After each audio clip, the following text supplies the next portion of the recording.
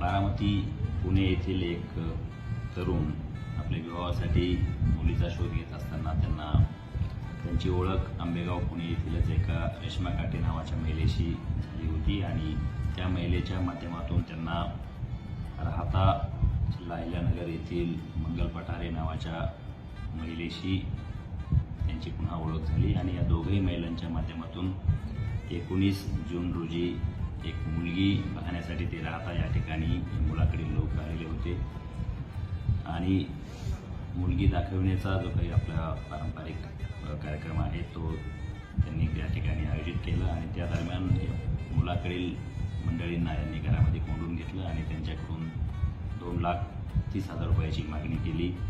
त्याशिवाय जी काही मुलगी दाखवली ती मुलीला आई नाही किंवा तिचे वडील दारू पितात असे वेगवेगळे कारणं त्यांना सांगितले। त्यांनी जेव्हा चौकशी केली मुलीची आई कुठे आहे, मुलीचे वडील कुठे आहे, तर याबाबत त्यांनी जी काही माहिती दिली त्यावरून या मुलाकडील लोकांना देखील त्याबाबत संशय आला आणि त्यांनी आम्हाला आपण आधी कोर्ट मॅरेज करून देण्याचा आग्रह यांनी या महिलांकडे धरला आणि त्यावरून मग त्या महिलांना समजलं की आता या मुलाकडील लोकांना सर्व काही वस्तुस्थिती समजली आहे, म्हणून त्यांना कोंडून घेतलं आणि त्यांच्याकडे पैशाची मागणी केली। यावरून यातील जे फिर्यादी आहेत ते मुलाकडील लोक यांनी राहता पोलीस स्टेशन या ठिकाणी संपर्क साधला।